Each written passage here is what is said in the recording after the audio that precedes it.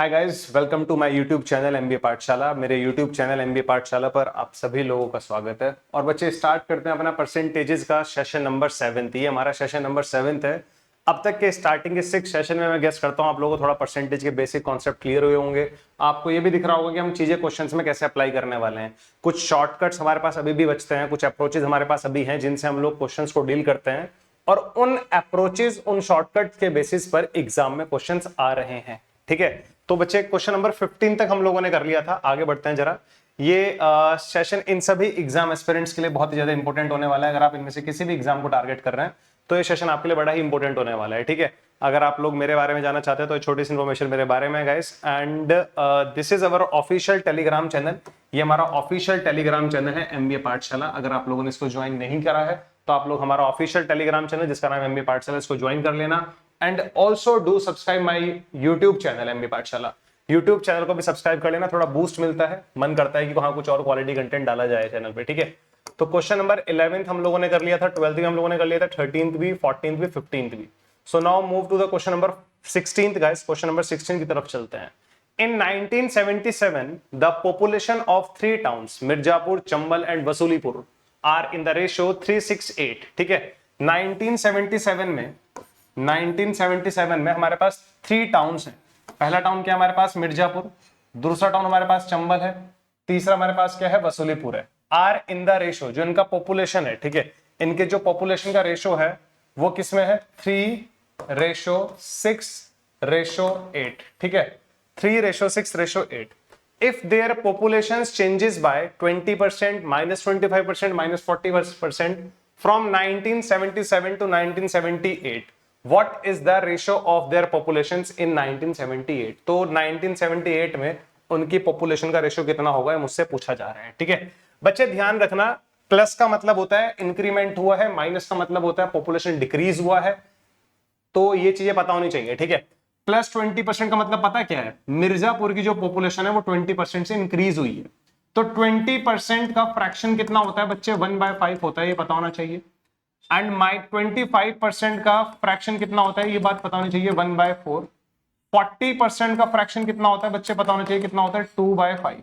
तो ये छोटी छोटी चीजें आप लोगों को पता होनी चाहिए कि हाँ ऐसा होता है, ऐसा होता है, ऐसा होता है। ये छोटी छोटी चीजें बड़ी जरूरी है हम लोगों के लिए। ठीक है, तो बात करें तो मिर्जापुर की जो पॉपुलेशन है वो 20% इंक्रीज हुई है। 20% का फ्रैक्शन होता है 1/5, बट 20% इंक्रीजिंग का मल्टीप्लाइंग फैक्टर कितना होगा, 6/5 होगा। मैं ऑलरेडी बता चुका था आप लोगों को। 5 का 20% 1 होता है, 5 पे 1 का इंक्रीमेंट हुआ तो 5 से बन गया 6, 5 से बन गया 6, यानी कि पॉपुलेशन अपने आप का 6/5 हो गया। सो this is the population in 1978। ये 1978 में पॉपुलेशन इतना हो जाएगा। फिर जो हमारे पास चंबल है, चंबल का पॉपुलेशन 25% डिक्रीज हुआ है। चंबल का जो पॉपुलेशन है वो 25% डिक्रीज हुआ है। 4 का 25% 1 होता है, 4 का 25% कितना होता है, 1, यानी कि 4 पे 1 का डिक्रीमेंट हुआ है। ठीक है, तो 25% का फ्रैक्शन 1/4 है, बट 25% का डिक्रीमेंट का मल्टीप्लाइंग फैक्टर कितना होगा, 3/4 होगा। तो पॉपुलेशन पहले 6 थी, अब वो 6 का 3/4 हो गई, 25% डिक्रीज हो गई, है ना। फिर जो वसूलीपुर है, वसूलीपुर का पॉपुलेशन 40% क्या हुआ है, डिक्रीज हुआ है। वसूलीपुर का जो पॉपुलेशन है वो 40% डिक्रीज हुआ है। तो 40% का मल्टीप्लाइंग फैक्टर कितना होता है, 2/5। 40% का मल्टीप्लाइंग फैक्टर कितना होता है, 2/5 होता है। 5 का 40% 2 होता है, तो 5 पे 2 पॉपुलेशन कम हो गई, यानी कि पॉपुलेशन कितना हो गई, 5 से 3 हो गई। तो अपने आप का जो पॉपुलेशन है वो कितना हो गया, 3/5 हो गया। अपने आप का जो पॉपुलेशन है वो कितना हो गया, 3/5 हो गया। Now getting my point guys, ये बात आप लोगों को समझ में आती है क्या, ये बात आप लोगों को समझ में आने लग रही है क्या, जरा मुझे बताओ। Is it clear to everyone? Now अब हमें कुछ नहीं करना बच्चे, इसको सॉल्व करना है बस। रेशो तो है ही, ये पहले पॉपुलेशन 3 थी तो 20% इंक्रीमेंट हुआ, 20% का मल्टीप्लाइंग फैक्टर 1/5, 20% इंक्रीजिंग का मल्टीप्लाइंग फैक्टर 6/5। ये हमारा क्या हुआ है, 25% डिक्रीज हुआ है, तो 25% डिक्रीज हुआ है तो अपने आपका 75% बचा होगा। तो 75% का फ्रैक्शन कितना होता है, 3/4। ये 40% डिक्रीज हुआ है तो अपने आपका 60% बचा होगा, 60% का मल्टीप्लाइंग फैक्टर 3/5। ऐसे भी सोच सकते हो। ठीक है, इसको देखो कितना आता है, ये आएगा 18/5, इसको 2 से उड़ाओ, यहां पर 3 आएगा, यहां पर 2 आएगा, दिस इज 9/2 एंड ये कितना आएगा हमारे पास 8 या 24, 24/5। ठीक है, डिनोमिनेटर को हटाना होता है क्योंकि रेशो में कभी भी डिनोमिनेटर नहीं आना चाहिए। 5 2 2 को 10 से मल्टीप्लाई कर दो, सबको, इसको भी 10 से मल्टीप्लाई कर दो, इसको भी 10 से मल्टीप्लाई कर दो, इसको भी 10 से मल्टीप्लाई कर दो। 5 1 जा 5, 5 2 जा 10, यहां पे आएगा 5 हमारे पास और यहां पर आएगा हमारे पास 2।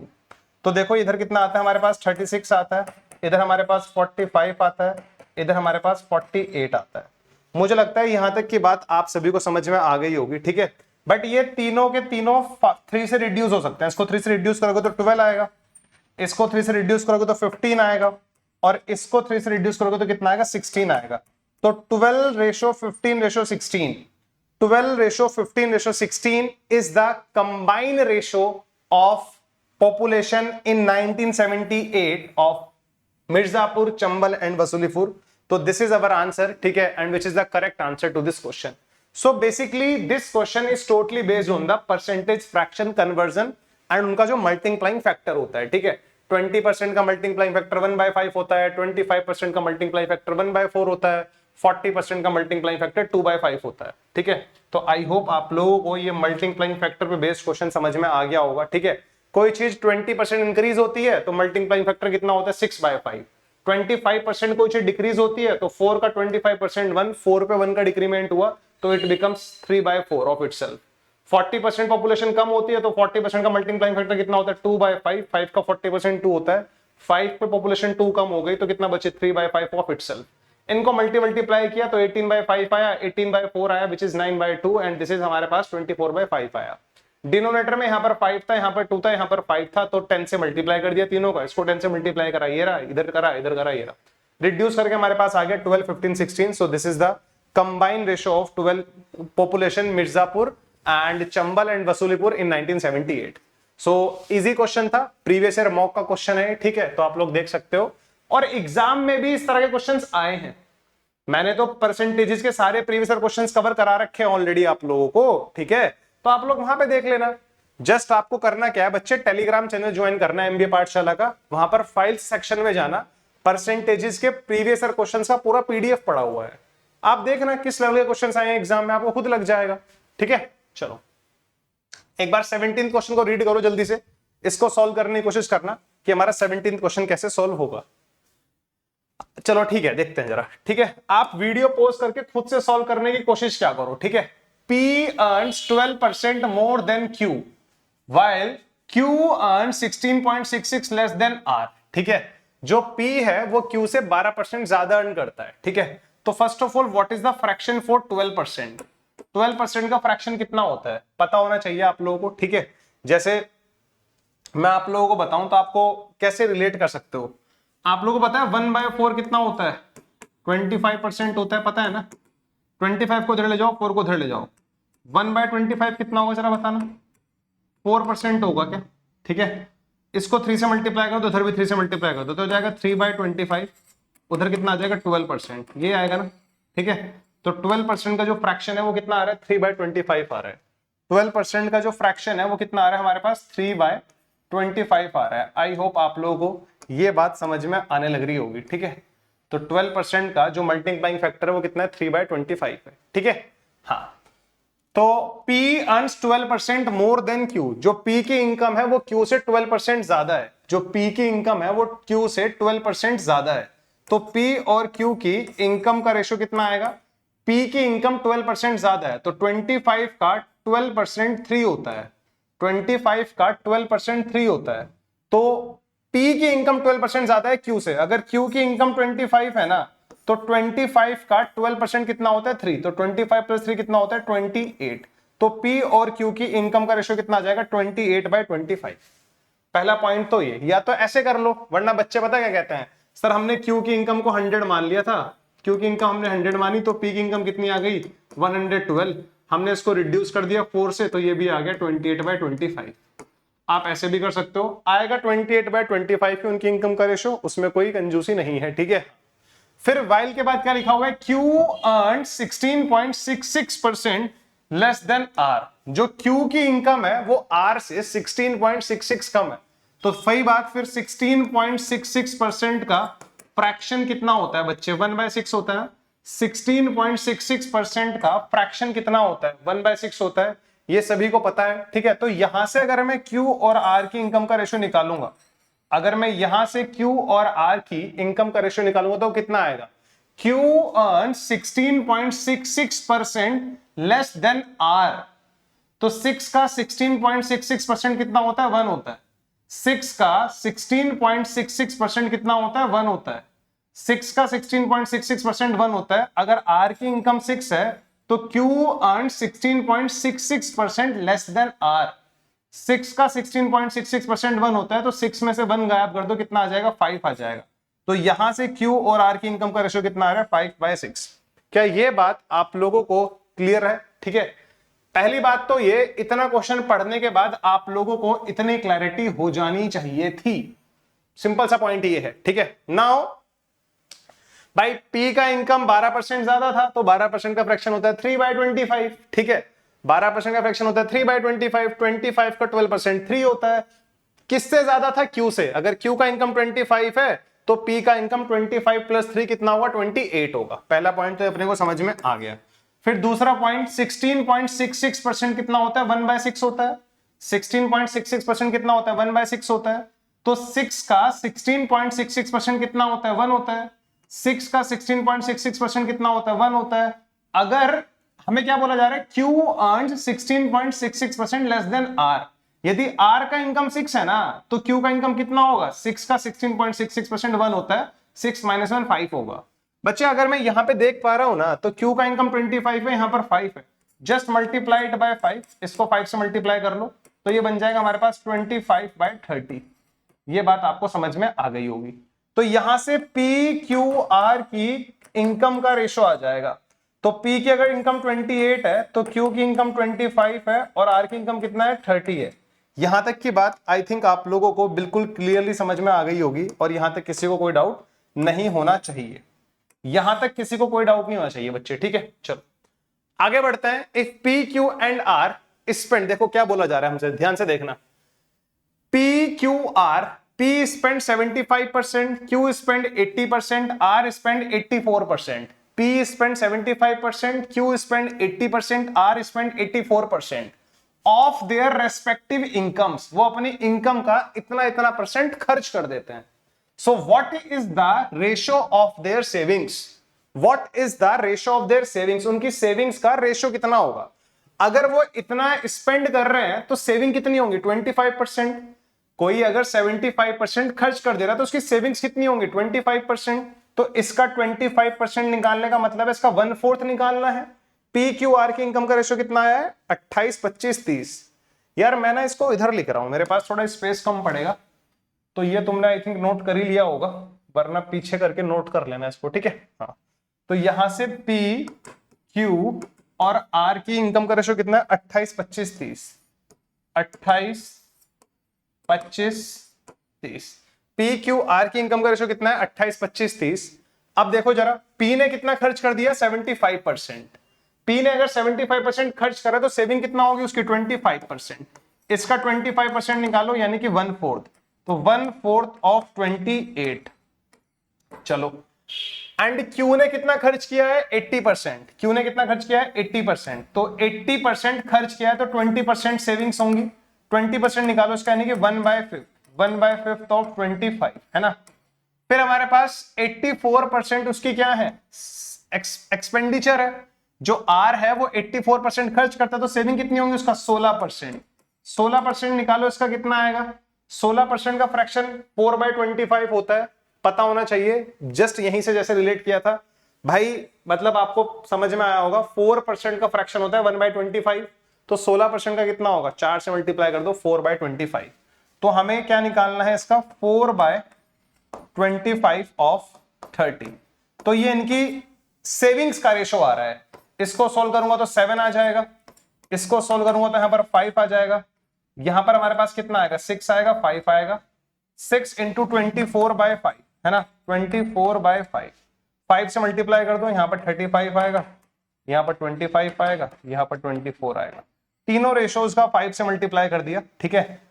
क्योंकि बहुत सारे बच्चे पूछते हैं मल्टीप्लाई क्यों किया, भाई रेशो में ना कोई भी एक डिनोमिनेटर में नहीं छोड़ते, तो अगर इस 5 को यहां से हटाना है, रेशो की खासियत ही क्या होती है, अगर किसी एक नंबर का 5 से मल्टीप्लाई किया है तो सबका मल्टीप्लाई 5 से होगा, किसी एक नंबर का मल्टीप्लाई अगर 5 से किया है तो सबका मल्टीप्लाई 5 से होगा।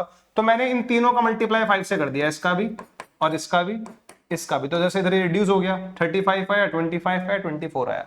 35 25 24 is the ratio of their savings which is our answer. ये हमारा आंसर है 35 25 24। ठीक है, यहां तक की बात आप लोगों को समझ में आने लग रही है क्या?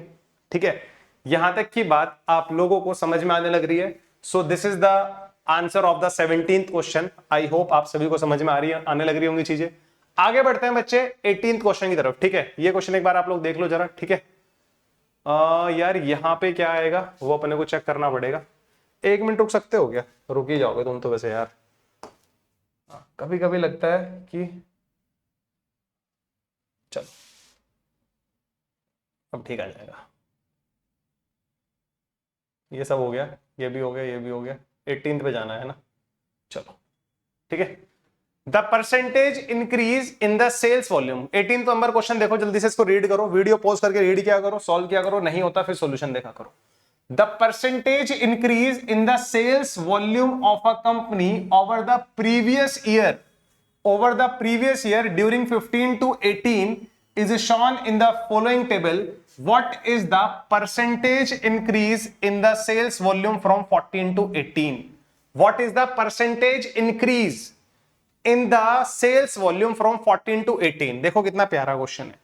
टेबल में क्या शो किया गया है वो ढंग से रीड किया करो। टेबल में क्या शो किया गया है ढंग से देखो।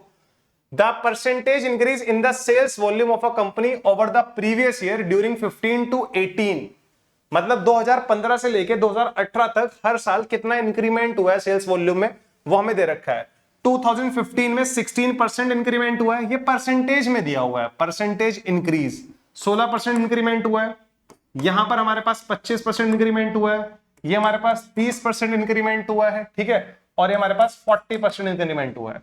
यहां तक की बात आप लोगों को समझ में आने लग रही है क्या? चलो, तो क्या हमें यह पता है 2014 में कितना था? क्या हम लोगों को यह पता है कि 2014 में सेल्स कितना था? नहीं पता ना, बट हमें यह पता है 14 में सेल्स कितना भी था, पता नहीं कितना था।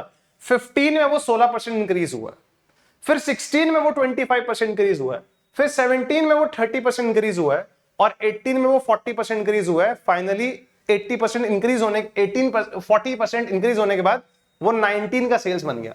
फिर 19 में सेल्स हुआ नहीं हुआ वो हमें दिया हुआ नहीं, हमें नहीं पता। ठीक है, चलो अब देखो सिंपल सी बात है, मान लो 2014 का जो सेल है उसको मैं S14 से डिनोट कर देता हूं, कर दूं S14 से डिनोट। सेल्स जो था 2014 में वो S14 था। ठीक है, तो 2015 में कितना इंक्रीमेंट हुआ? 16% का इंक्रीमेंट हुआ। बच्चे 16% अभी मैंने बताया था कितना होता है, 4/25 होता है, ये सभी को पता है ना। अब मतलब ये तो पता ही होगा 25% 1/4 होता है। ये सारी परसेंटेज फ्रैक्शन पता होना चाहिए क्वेश्चन को अगर इजी बनाना है। ठीक है, हाँ, क्वेश्चन को अगर इजी बनाना है तो सब पता आपको होना चाहिए। ठीक है, फिर दूसरा हमारे पास 30% कितना है बच्चे? 3/10 है। फिर हमारे पास 40% कितना है? 40% कितना है हमारे पास? 2/5 होता है। अगर मुझे सारे परसेंटेज फ्रैक्शन का कन्वर्जन पता है ना तो मुझे कोई भी प्रॉब्लम नहीं है, मुझे कोई भी प्रॉब्लम नहीं। अगर मुझे ये सब पता है ना तो मुझे कोई प्रॉब्लम नहीं है। यहां तक की बात आई थिंक आप लोगों को समझ में आ गई होगी। तो let the sales in 2014, let the sales in 2014 be S14। ठीक है, मान लेते हैं हमारे जो 2014 का जो सेल्स है वो S14 है। Let the sales in 2014 be S14। तो 15 में 16% का इंक्रीमेंट आया। 16% की फ्रैक्शन कितनी होती है? 4/25। 25 का 16% 4 होता है, तो 25 पे 4 का इंक्रीमेंट हुआ तो पॉपुलेशन कितना हो गया? 29 हो गया। कितने से? 25 से। तो ये बात समझ में आ गई होगी। So this is the sale in 2015। 14 का मल्टीप्लाई अगर 29/25 से कर दिया तो हमारे पास कब का सेल आ गया? 2015 का सेल्स आ गया। फिर इसको मल्टीप्लाई किया हम लोगों ने। 2016 में 25% इंक्रीमेंट हुआ है। 2016 में 25% इंक्रीमेंट हुआ है सेल में। 25% होता है 1/4, 4 का 25% 1 होता है, तो 4 पे 1 इंक्रीज हुआ तो it will becomes 5/4 of itself. So this is the sales in 2016। 2016 में इतना सेल हो गया, 14 में इतना था, 14 वाली सेल्स का अगर इससे मल्टीप्लाई कर दोगे तो 15 का सेल बन गया, 15 वाली सेल का अगर इससे मल्टीप्लाई कर दोगे तो 16 का सेल बन गया, 17 में 30% का इंक्रीमेंट हुआ, 10 का 30% 3 होता है, 10 का 30% 3 होता है, तो 10 पे 3 इंक्रीज हुआ, तो it will becomes 13 by 10 times of itself. It will becomes 13 by 10 times of itself. I hope आप लोगों को ये समझ में आ गया होगा। तो सेल्स इन 2017 कितना हो जाएगा, 13 by 10 times of sales till 2016। 2016 तक हमारा सेल्स कितना था, अगर उसका मल्टीप्लाई में 13 by 10 से कर दूंगा तो वो बन जाएगा सेल्स इन 2017। फिर बच्चे 18 में हमारे पास सेल्स कितना हुआ, 40% इंक्रीज हुआ, 40% का मल्टीप्लाइंग फैक्टर कितना होता है, 2/5 होता है, 40% का मल्टीप्लाइंग फैक्टर कितना होता है, 2/5 होता है, 5 का 40% 2 होता है, आपको पता है 5 का 40% 2 होता है, तो 5 पे 2 का इंक्रीमेंट हुआ, तो it will become 7/5 times of itself. और ये हमारे पास आ गया सेल्स इन 2018, तो मैं इसको बोल सकता हूं ये फाइनली क्या आ गया, सेल्स इन 2018। 18 में हमारे पास सेल्स कितना था, इतना होगा, 14 का सेल था, 29/25 में मल्टीप्लाई करा तो 15 का सेल आ गया, फिर 5/4 से मल्टीप्लाई करा 16 तक का सेल ये रहा, फिर 13/10 से मल्टीप्लाई करा 17 तक का सेल ये रहा, 7/5 से मल्टीप्लाई करा तो 18 तक का सेल ये रहा। दिस इज सेल्स इन 2018, इतना होगा। मुझे लगता है यहां तक को सभी को समझ में आ गया होगा और किसी को कोई दिक्कत नहीं होगी। Basically what I have used here, Ola approach, मैंने यहां पर ओला अप्रोच यूज किया है। बच्चे वाई ओला, बच्चे बोलते हैं sir why one liner approach आपने यूज किया है। ऐसी बिल्कुल चांसेस हैं कि कल को ये जो परसेंटेजेस हैं कॉम्प्लिकेटेड आ सकती हैं। फॉर एग्जांपल हो सकता है एग्जाम में 40% की जगह 42 6/7 आ जाए, हो सकता है कल को एग्जाम में 30% की जगह 28 4/7 आ जाए, हो सकता है कल को 25% की जगह 22.22% आ जाए, हो सकता है कल को 16% की जगह 14 2/7 आ जाए। क्वेश्चन कॉम्प्लिकेटेड ऐसे ही बनता है। बहुत सारे बच्चे मुझे सजेशन देते हैं sir why you have not used here 100, मतलब आपने 100 वाली अप्रोच से क्यों नहीं किया इस क्वेश्चन को, इजी परसेंटेजेस थी, आप कर सकते हो, मुझे कोई प्रॉब्लम नहीं है। But the problem is this, कल को अगर यहां पर ये टिपिकल परसेंटेजेस आ गई तब क्या करेंगे आप, तब तो आप ओला ही लगाएंगे ना, तो तब भी ओला ही लगाएंगे, तो अब भी ओला लगा लो ना मेरे भाई, प्रॉब्लम क्या है। ठीक है, इसको सॉल्व करते हैं जरा, कितना आएगा। ठीक है, हाँ कुछ कट रहा है क्या, देखना जरा। 5 से इसको उड़ाया तो यहां पर कितना आएगा, 5 आएगा। समझ में आ गई ये बात, चलो।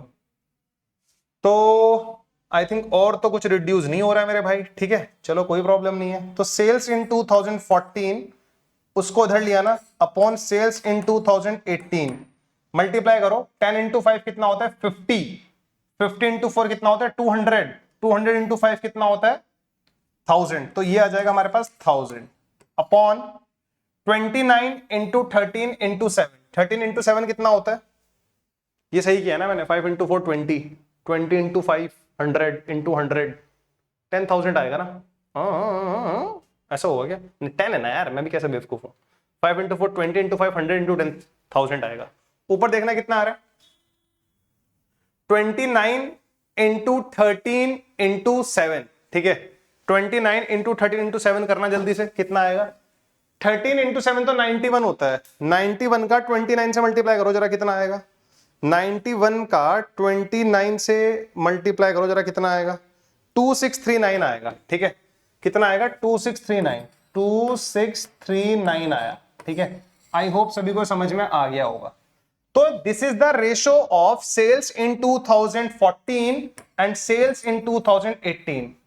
पैसा नहीं है भाई रिन्यू करने का, कैसी बात करते हो तुम, अरे अरे अरे अरे गुस्सा हो गया, तो ये तो गुस्सा हो गया हमसे। हाँ ठीक है, तो this is the ratio of sales in 2014 by sales in 2018 का रेशो आ गया हमारे पास। ये पूछा क्या जा रहा है, what is the percentage increase in the sales volume from 14 to 18, percentage increase in the sales volume, percentage increase in the sales volume, कितना परसेंटेज इंक्रीमेंट हुआ है बच्चे, इंक्रीमेंट कितने का हुआ है 1639 का, 1639 का इंक्रीमेंट हुआ है ऑन 1000, तो परसेंटेज इंक्रीमेंट 1639 का इंक्रीमेंट हुआ है ऑन 1000।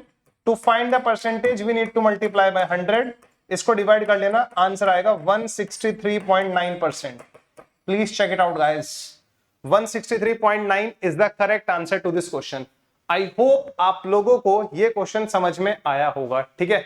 चलिए सो लेट्स मूव अहेड, हाँ आगे बढ़ते हैं, ठीक है। चलो क्वेश्चन नंबर 19 देखते हैं बच्चे। क्वेश्चन नंबर 19 क्या बोला जा रहा है? Chintu used to spend a certain percentage of her monthly income. Chintu used to spend a certain percentage of her monthly income, her monthly income as well as monthly expenditure increase by 10%। Find the percentage increase in monthly savings. तो monthly savings में कितना percentage increment आएगा? यार अगर income और expenditure दोनों 10% increase हो रहे हैं ना, तो इनकम का ही तो पार्ट होता है ना सेविंग्स, तो सेविंग्स भी 10% इंक्रीज होंगी, कोई दिक्कत ही नहीं है। आप लोग इस क्वेश्चन को 100 मान के या फ्रैक्शन से कर सकते हो, मुझे कोई प्रॉब्लम नहीं है, ठीक है, ठीक है।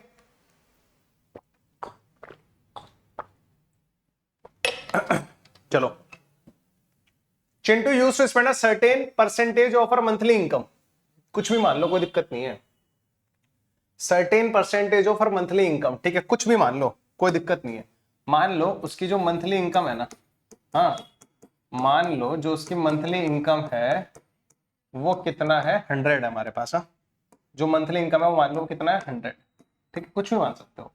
इट डिपेंड्स क्या परसेंटेज दिया हुआ है यहाँ पे, ठीक है। यहाँ पर 10% दिया हुआ है, 10% का सभी को पता है फ्रैक्शन कितना होता है, 1/10। कल को ये कुछ और होता ना तो मैं डिनोमिनेटर का मल्टीपल मानता है इसको। मान लो कल को ये 11.11 होता तो 11.11 होता है 1/9, तो 9 का मल्टीपल 900 मान लेता, कोई फर्क नहीं पड़ता उससे, ठीक है। अभी उसकी मंथली इनकम 100 है। इस मंथली इनकम में दो चीजें होती हैं, एक तो एक्सपेंडिचर और एक उसकी सेविंग्स। कुछ भी मान लो 60 रुपए उसका एक्सपेंडिचर, तो 40 रुपए उसकी सेविंग्स होंगी। किसी को कोई प्रॉब्लम है क्या इसमें? यदि उसका मंथली इनकम 100 रुपए है, इसमें से उसका एक्सपेंडिचर 60 है, सेविंग्स 40 है, ये बात समझ में आ गई? उसका एक्सपेंडिचर 60 है, सेविंग्स कितना है, 40 है। Is it clear to everyone? Expenditure 60 है, सेविंग्स 40 है, मुझे समझ में आ गई ये बात, ठीक है, मतलब मुझे तो आई रही, तुम लोगों को समझ में आ गई ये बात। अब देखो आगे क्या बोला जा रहा है, हर monthly income as well as monthly expenditure increase by 10%। Monthly income को पहले 10% इंक्रीज करो तो इट विल बिकम्स 110। इस 110 में एक्सपेंडिचर कितना होगा और सेविंग्स कितना होंगी? पहले हमारा जितना भी एक्सपेंडिचर था ना, पहले हमारा जितना भी एक्सपेंडिचर था उसको 10% इंक्रीज कर दो, तो 60 का 10% कितना होगा, 6 होगा, तो monthly expenditure will become 66। Monthly expenditure will become 66, ठीक है। तो आउट ऑफ 110 एक्सपेंडिचर 66 है, तो सेविंग्स कितना होंगी, 110 माइनस 66 44 होंगी ना। ये बात आपको समझ में आ गई? तो हमसे वही पूछा जा रहा है, find the increase in her monthly saving. भैया मंथली सेविंग पहले कितना थी, 40 थी, अब कितना है, 44 है।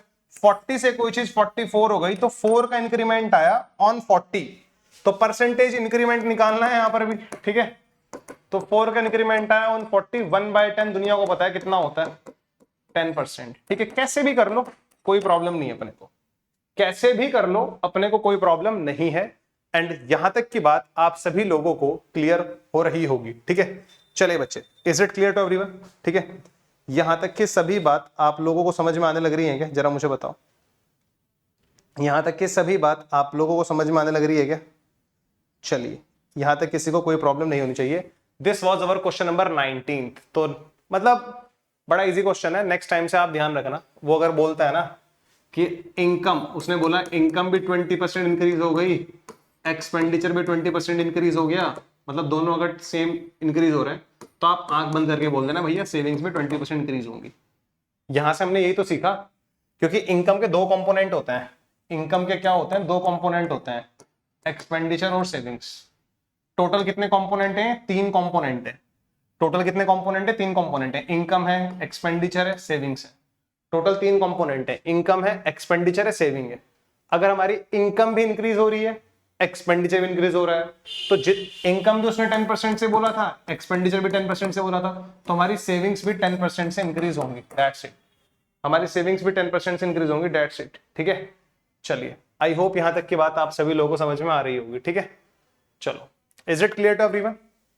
ये बताओ जरा, यहां तक की बात समझ में आ रही है? तो now moving to the question number 20th। Question number 20th देखते हैं।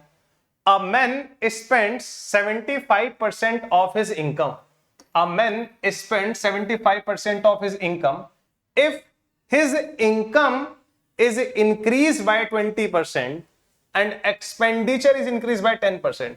प्रीवियस क्वेश्चन में दोनों चीजें सेम सेम से इंक्रीज हो रही थी तो आंसर सेम ही आता था। यहां पर ऐसा नहीं हो रहा है, यहां पर ये अलग से इंक्रीमेंट हो रहा है। इसका ये 10% है एक्सपेंडिचर, इनकम 20% इंक्रीज हो रही है। तो इस केस में हम लोग इंडिविजुअली ही उनको इंक्रीज करेंगे, कोई प्रॉब्लम नहीं होनी चाहिए, ठीक है। हाँ, जैसे मैंने यहां पर बोला इनकम की बात करते हैं, ठीक है। मान लेते हैं मेरी इनकम, और इनकम के दो कंपोनेंट होते हैं, एक्सपेंडिचर और सेविंग्स। इनकम के दो कंपोनेंट होते हैं, एक्सपेंडिचर और सेविंग्स। मान लेते हैं इनकम 100 रुपए, ठीक है। इसमें से मान लो हमारे एक्सपेंडिचर कुछ भी मान लो, ठीक है। अच्छा, बोला गया है a man spend 75% of his income, अपनी इनकम का 75% खर्च करता है। तो अगर उसकी इनकम 100 है, 100 का एक्सपेंडिचर कितना होगा? 75 होगा। सेविंग्स कितना होंगे? 25 होंगी। ये बात समझ में आने लग रही है आप लोगों को? एक्सपेंडिचर 75 होगा, सेविंग्स हमारे पास कितना होंगी? 25 होंगी, ठीक है। His income is increase by 20%। His income is increase by 20%। तो 100 को 20% इंक्रीज करोगे तो आ जाएगा 120। 100 को 20% इंक्रीज करोगे तो इट विल बिकम्स 120, है ना। तो इनकम तो 20% इंक्रीज हो गई। Expenditure is increase by 10%। तो पहले एक्सपेंडिचर 75 था, इसको 10% बढ़ा दो जरा, इसको 10% बढ़ा दो जरा। तो 75 का 10% कितना आएगा? 7.5। तो ये हमारे पास क्या है? इनकम है, इसमें से एक्सपेंडिचर, सेविंग्स। हमारा एक्सपेंडिचर भी 10% इंक्रीज हुआ है, ऐसा बोला जा रहा है। एक्सपेंडिचर 10% इंक्रीज हुआ है, तो 75 का 10% कितना होगा? 7.5 होगा। तो ये बन जाएगा हमारे पास 82.5। आउट ऑफ 120 एक्सपेंडिचर 82.5 है, तो सेविंग्स कितना होंगी? 37.5 होंगी, बिल्कुल होंगी। तो सेविंग्स पहले कितनी थी? 25, अब कितनी है? 37.5। तो सेविंग्स कितना इंक्रीज हो गई? 12.5 इंक्रीज हो गई। कितने पे? 25 पे। To find the percentage we need to multiply by 100। Solve कर लेना, सॉल्व करके 50% आएगा। आई होप आप लोगों को ये क्वेश्चन समझ में आया होगा और इसमें किसी को कोई दुख दर्द परेशानी नहीं होगी, ठीक है। So these are the 5 questions of today's session guys. आज की क्लास के 5 क्वेश्चंस थे ये। मुझे पूरी उम्मीद है आप लोगों का धीरे धीरे फ्लो बन रहा होगा परसेंटेज में, आपको धीरे धीरे बातें समझ में आ रही होंगी। अभी हमारा इलेक्शन वाला कॉन्सेप्ट बचा है, हम उसके बेसिस पे क्वेश्चंस करेंगे। हमारा एक डिवाइड एंड रूल कॉन्सेप्ट भी है जिसमें कैट में क्वेश्चंस आए हैं, हमें वो भी कवर करना है। तो there are lot of things जो हमें कवर करनी है, ठीक है। बस आप करते रहिए, मैं करा रहा हूँ, ठीक है। मैंने आपको बोला है percentages, profit loss, simple interest, compound interest के कम से कम 100 क्वेश्चन हमें करने हैं, तो करने हैं। मैं करा रहा हूँ, आप लोग करते रहिए। आपको कहीं से भी प्रैक्टिस करने के लिए चीजें मिलती हैं, आप प्रैक्टिस कर लीजिए, ठीक है। चलिए बच्चे, हाँ, see you soon, bye bye, take care, do share these sessions and also subscribe my YouTube channel MBA Pathshala. We'll see you in next session guys. Thank you so much.